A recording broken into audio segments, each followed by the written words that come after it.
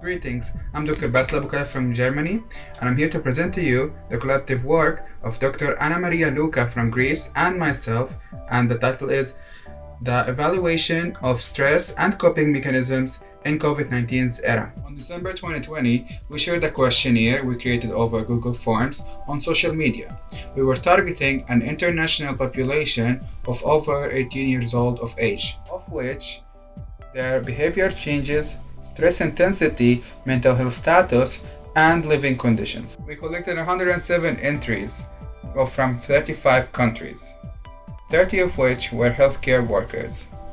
The majority of our participants identify as female and are in the age group between 18 and 35 by more than 80%. Thankfully, our participants were from various origins, backgrounds, and ethnic groups, which give us a fuller, more clearer glimpse of what is experienced worldwide. More than 70% of our participants live with their family or partner. Additionally, the majority reported relative comfort in their economical and residential status. The majority of the healthcare workers were doctors and worked mostly in hospitals or private practices. We then asked all of our participants if they were previously diagnosed with a mental health disorder. The 30 who said yes reported the following. The majority had either depression or generalized anxiety disorder, which was managed either psychotherapeutically or medically or both. As we can see, there was a significant shift to a higher level than 1 and 2 in the duration of the lockdown and also after the lockdown. Following that, we asked them which feelings they experienced the most during the lockdown and additionally throughout the COVID-19 time. The majority reported the feeling of loss and hopelessness. Additionally, followed up by this were the feeling of anger and anxiety.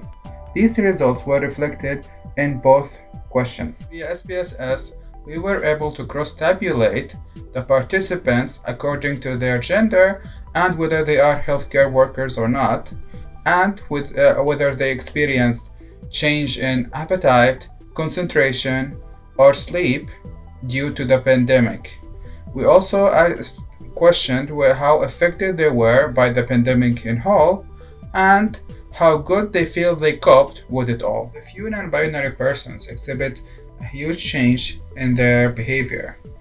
However, the overall subject population didn't experience such extreme change. Meanwhile, the healthcare workers experienced more intenser changes. Almost 60% of our participants feel like they have coped well with the current events.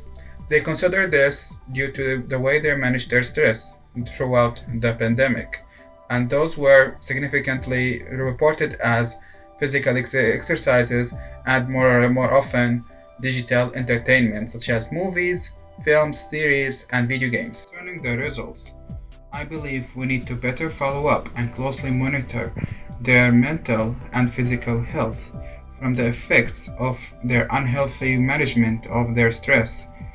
Overall, I think a rehabilitating system can be of the betterment of our general population. Of course, many further studies are needed in this area, and I'm hoping to help in that. Thank you very much for your attention and for watching this.